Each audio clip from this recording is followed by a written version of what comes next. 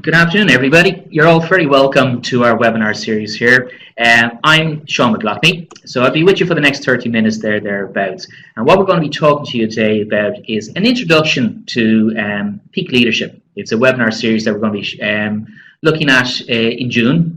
But what we want to talk to you today about is just some of the ideas and some of the things that we'll be sharing with you during that particular webinar series. So thanks very much for taking the time to join me. And hopefully you can all hear me loud and clear, and already I can see some of you have found where the chat pod is. So there's a chat pod down the right hand corner of your screen, and if you have any questions, but more importantly throughout the session we're going to have a little bit of discussions that you can then put in your point of view there, and we can have a look at those going through. I'll also share with you halfway through the session a pod, so it'd be fantastic if you could participate in that.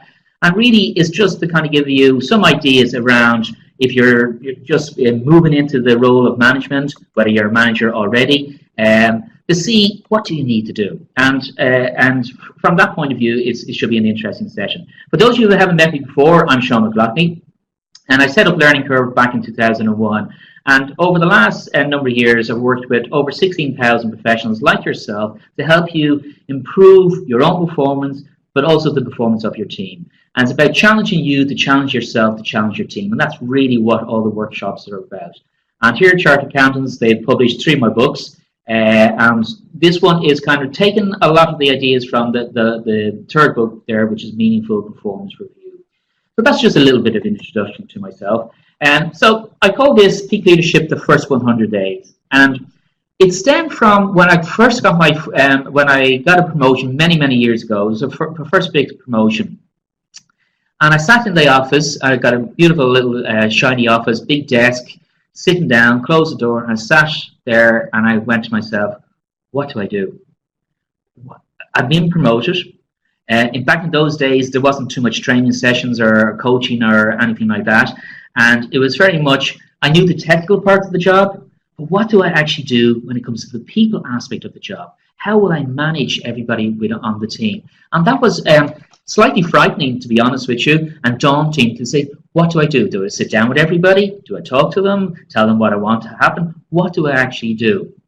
So what I developed over the last couple of years is to help people and support people in their first, what I call the first 100 days. And it's taken from, you see that in lots of governments will do it. A new Taoiseach or a new president will say, what am I going to achieve in the first 100 days?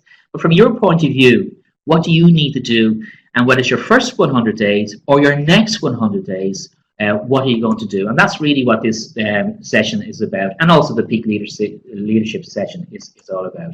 So just a quick overview of what we talk about. I will share with you what the peak leadership principle is, the 4 principles.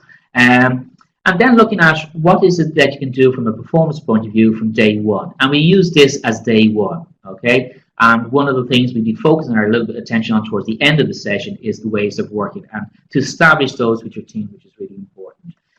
And for everybody, I'd like you to start thinking about in terms of putting together a plan for the next 100 days. And what is it that you have to do to get the best performance out of everybody within your team, and also to get the best performance out of yourself, to achieve the goals that you've set, the goals that have been set by your organization. To help you do that and help you start with that, I think it's best if you just draw 3 columns. And what you do is in column 1, write start doing, in column 2, write stop doing, and in column 3, write do more of.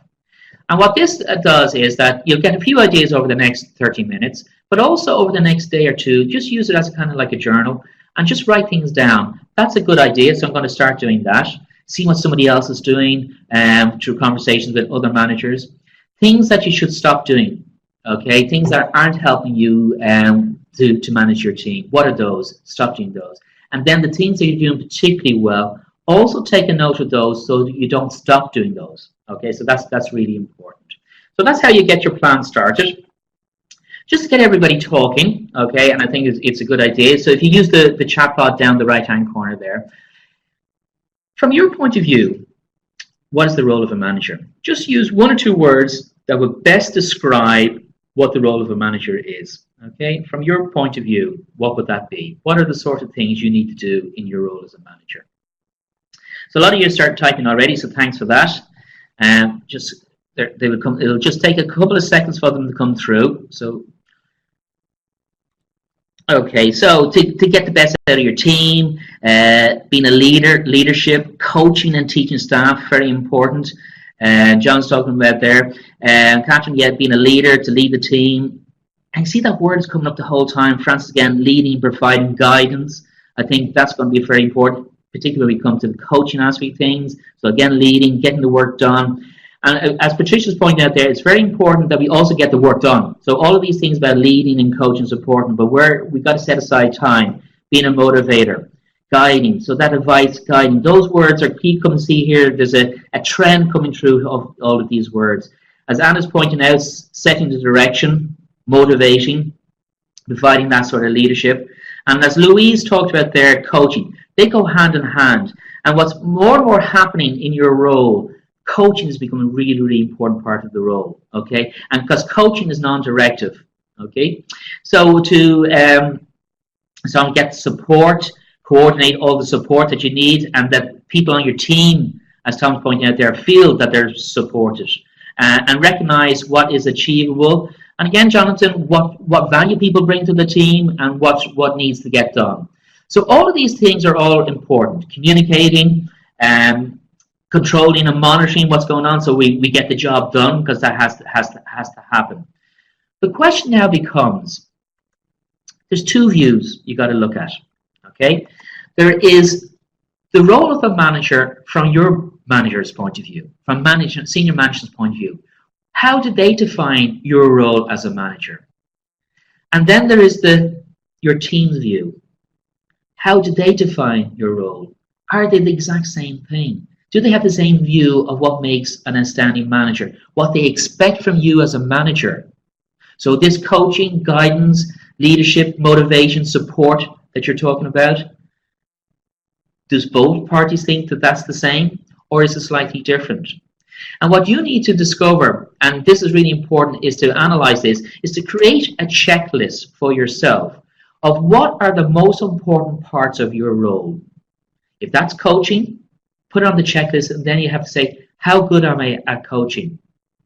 Leading, define what leadership is. Define what leading means from your business point of view, from your point of view, both what your manager believes leadership is, who you do report into, and what your team believes leadership is. Break it down a little bit further, and again, put that on your checklist. So, as Tom pointed out there, coordinate support. What support do your team need? How do you give that support? When do you give that support? And again, what you're building up here, particularly starting off, is a checklist to see what are the important parts of your role and how well do you do it. And that's critical if you want to improve, because your role is kind of broken down into two things. And you pointed it out here when I asked what the role. There's the management part of your role, which is the day-to-day getting the job done. Okay, planning, organizing, set the tasks, who's doing what, deadlines, when reports have to be done. And then there's this great word, leadership. What does that actually mean? So something you pointed out there, Anna was talking about setting direction. Absolutely, giving that sense of direction, a sense of purpose. This is what the team is in existence for. This is where we need to get to.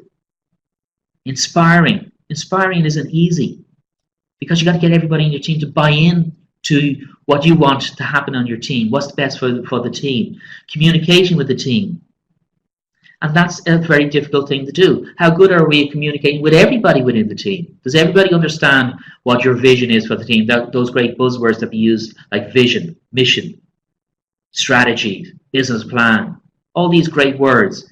But when we break it down, do we communicate that very well? Does everybody on your team understand what are the primary goals are for the next 3 months?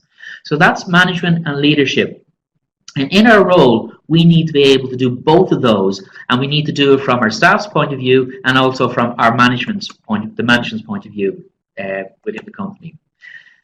And I think this is a great quote to really kind of sum up the challenges that are facing, because the role of a manager is very complex and it's very wide-ranging.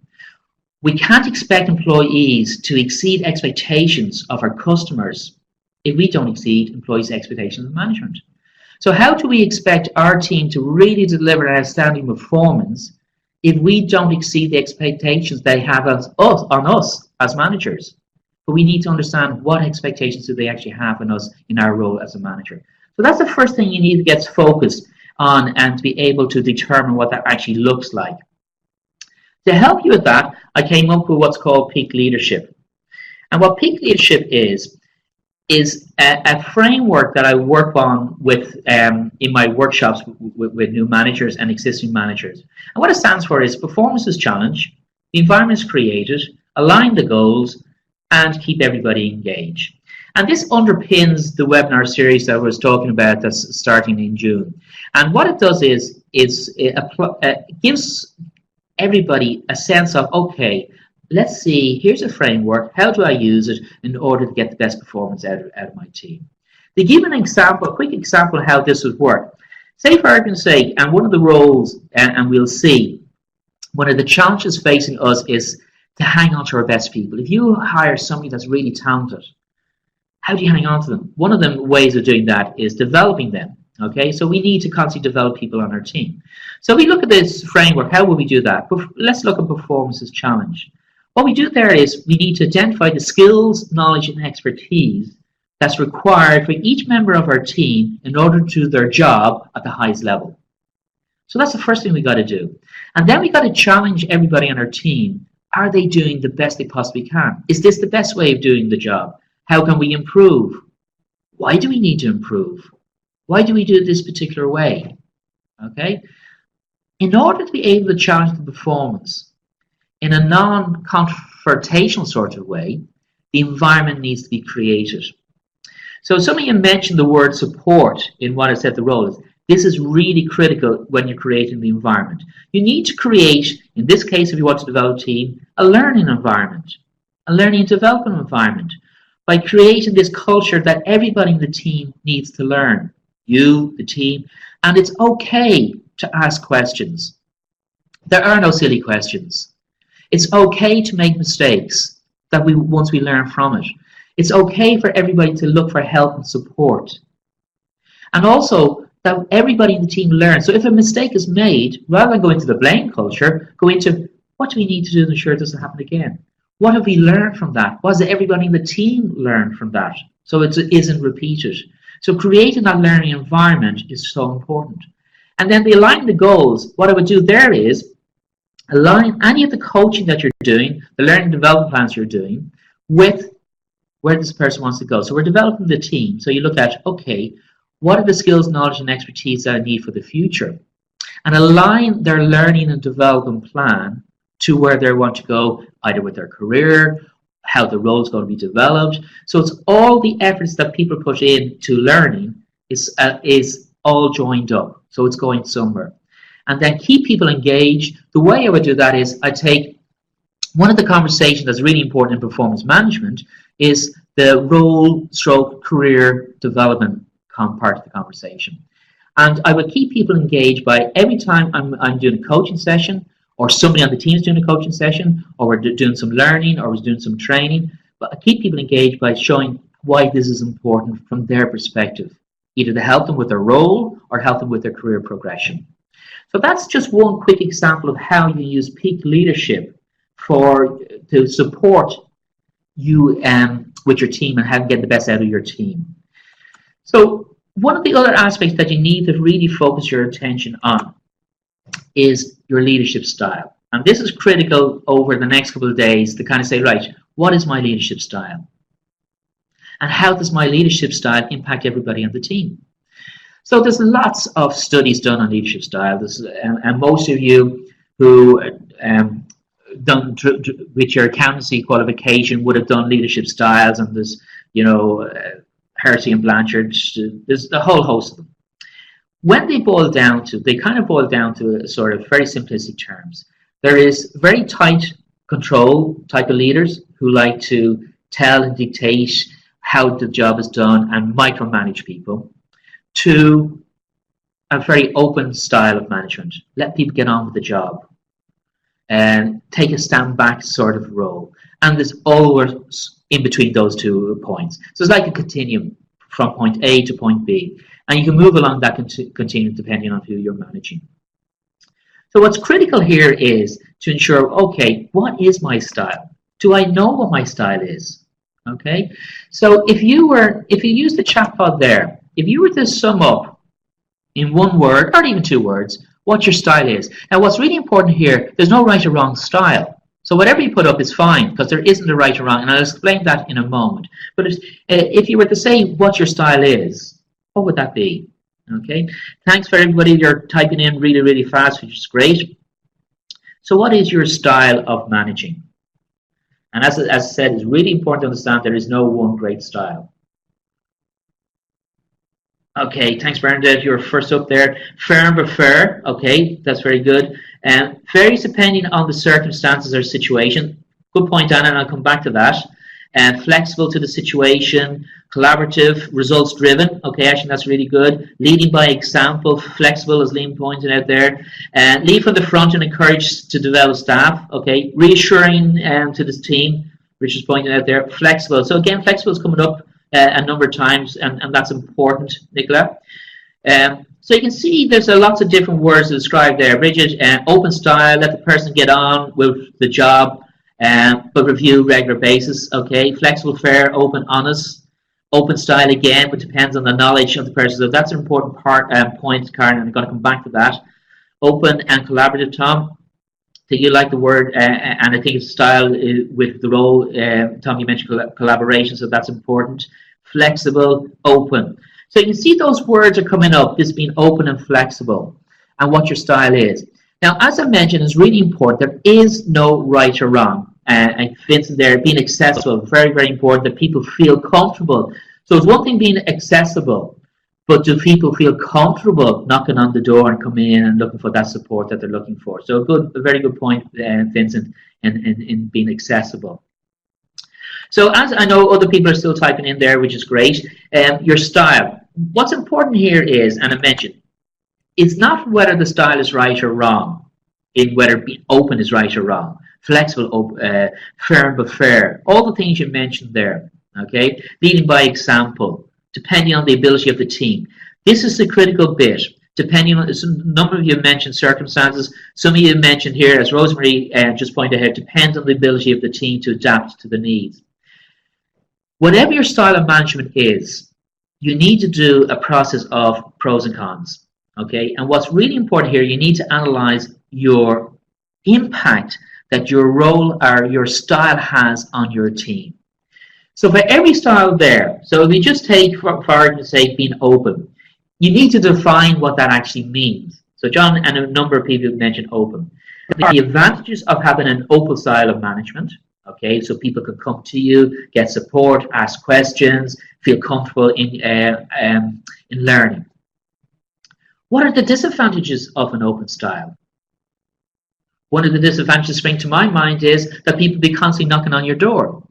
There can be, and I see with an open style of management as well, very often what happens is that people feel that they won't work out problems themselves because they go to you and you fix.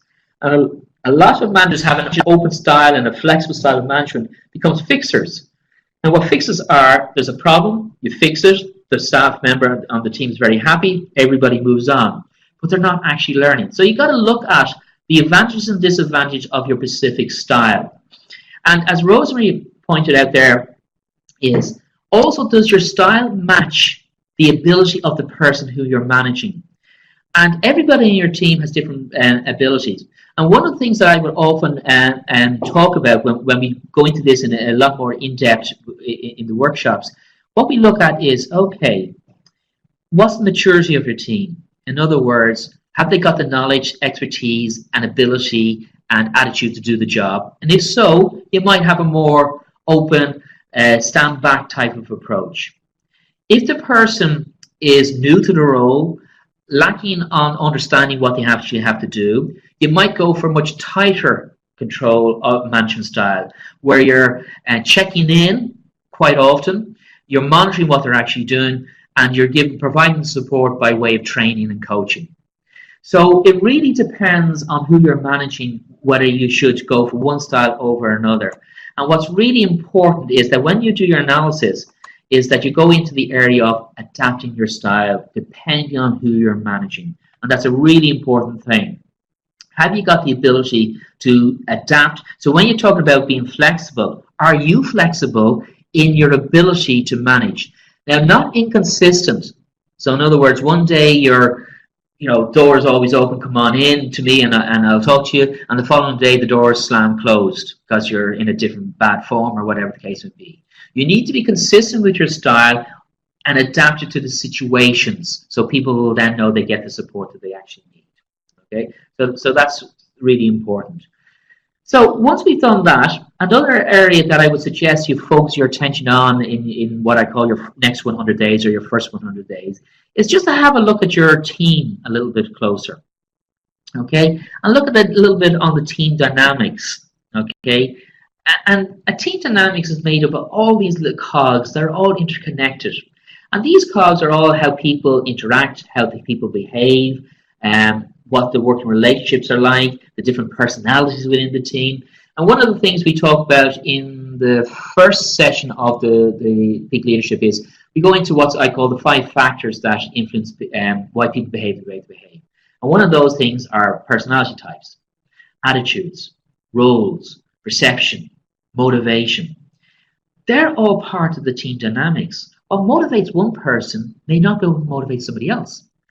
People all have different personalities in your team. So there's a part of your next 100 days is to get to know the personalities within your team. What motivates them? What drives them? What are they interested in? How do they do their work? And really what you're trying to focus your attention on is what I call the ways of working. And in the ways of working is very often people find this out to trial and error. So in other words, you have your specific way of doing things, how you like a report written, how you like people to interact with you, and whether you have, as I said, an open door policy, as John mentioned, being an open style of management, or for instance saying being accessible.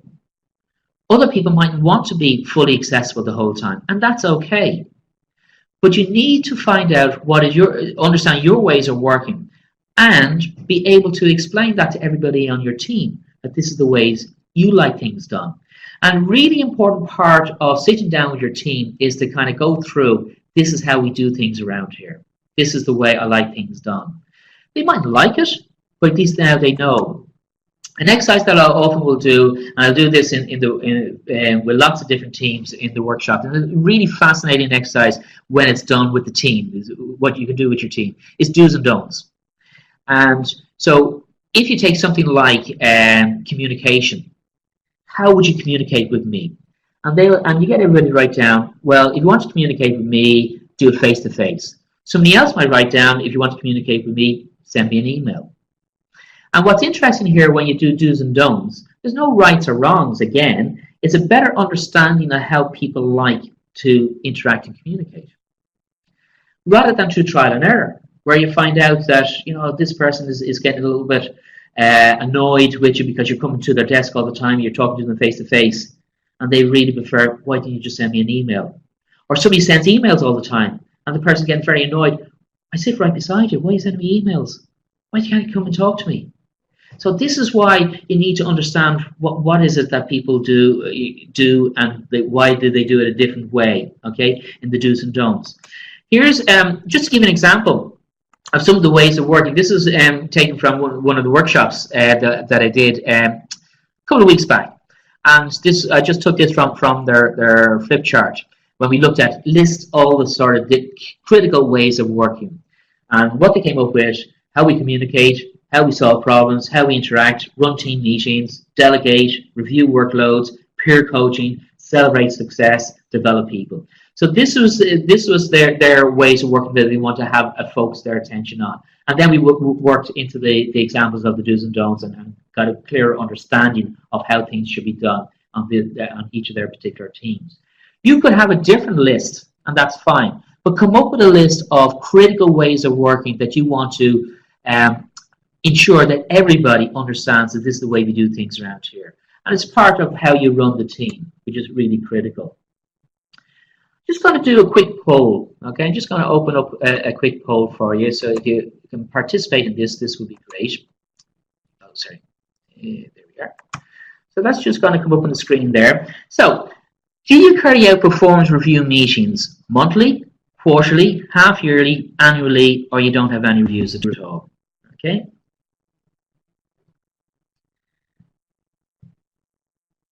Thanks very much for voting. I'm just going to leave it for another minute or two because I know there's an awful lot of you want to vote, so that's great, and you're quick on the buttons, which is fantastic. At the moment, 15% of you are around, or sorry, 36% of you are at annual meetings, and about 31%. So it's a split between it keeps moving. Only 1%. 2% on monthlies. I'm going to come back to that. Quarterly is there, 20%. Half yearly, okay, we're at 30 odd percent. It keeps changing every second here. Annually is the biggest one, and unfortunately, not surprisingly, 12, nearly 30% of you don't have reviews at all. Okay. Any of you who happen to have a look at my book on performance review will probably know, and anybody who's ever been at a workshop on performance management, I'm not a fan of annual reviews, and they're almost as useful as no reviews at all. I'm a fan of monthly, at best, quarterly reviews. And I'll just end the poll there. Thanks everybody for voting there, just to kind of give you a flavour. The reason for that is, and the reason why I think it's just move that out. The reason why I think it's so important is, just think for argument's sake, you're in, and this is where I talk to staff as well. When I talk to staff who have annual reviews or no reviews at all, and I just ask them a simple question: are you happy that you have no reviews, or you just have a review once a year? The vast majority will all say the same thing, which is, no, I'm not happy. And then my follow-up question is, why? Why aren't you happy? Sure, these are a pain in the backside. Nobody likes doing them. They're form-filling. So, well, I just don't know where I stand with my manager. I don't know whether I'm doing a good job or not. But more importantly, and what was fascinating was, last year, I was working in an organization whereby they were going to do it every 6 weeks. And I did some work with the managers on this, who weren't overly happy about it. And then I did some work with the staff, who were absolutely not happy about it, because it was a lot of staff were coming in negatively about it, saying, do you know what, are you telling me that I can't do my job and that somebody has to tell me how to do my job every 6 weeks? 2, I changed the whole concept, and I just asked them at the very start of the workshop, what would you like to get out of a conversation on your performance that would happen every 6 weeks?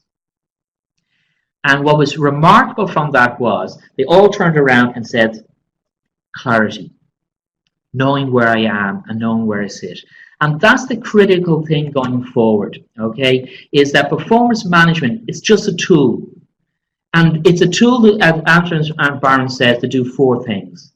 Have an opportunity to discuss and contribute to the individual aims of the goals. That gets buy-in. No one understands what's expected of them. That's what they were looking for every 6 weeks. How am I doing? What do you want me to focus my attention on? Give them feedback, that clarity around how the performance is going. But more importantly, what is the business? And the business kept changing. What is it we need to focus our attention on? And then a clear understanding. Have you got the skills and knowledge and expertise to deliver on those goals? And when we talk about this in a little bit more detail, what happens here is it's about setting what I call smarter goals. And smarter goals not only give you that clarity, which is the smart part of the goal setting, the what and the how, but the buy-in. Why? Why is this goal so important? Why should I focus my attention on working hard to achieve this particular goal? And that's something that why it's so important that you have regular performance conversations. Call them what you like, but sit down with your team regularly to say, here's the business plan, Here's what our goals are for the next quarter. This is what we need to focus our attention on, and here's how we're going to achieve that. But most importantly, this is why we need to do it. Focus on the why. So just to recap what we covered over the last 30 minutes, what is the role of a manager? And think of it from two perspectives. Your boss's perspective, what the business wants from you when it comes to the role of a manager, and your team, what do they expect from you from the role of a manager? Remember, you're dealing with different people, so they have different ways of working. So get clarity around, this is how we do things around here. This is why we do it this specific way. Okay, and get a better understanding on that. And what underpins all of this is peak leadership. And peak leadership is around performance is challenged, the environment is created, align the goals, and keep everybody engaged. Thank you very much for your time over the last 30 minutes. I hope you found this somewhat useful. It's really over to you now to put your plan in place. Think about your next 100 days. What are you going to start doing, stop doing, and do more of? For those of you who are interested in this topic, as I said, we'll be delivering a 4-part webinar series starting on the 21st of June. And really we'll cover all of these things in more detail and give you more insights into some of the techniques and tips that will help you over the next 100 days to delivering the performance that you want. Thanks very much for your participation and for your thoughts. And if you have any questions, pop me along an email and I'll answer them, Sean@learningcurve.ie. Thanks very much for your time.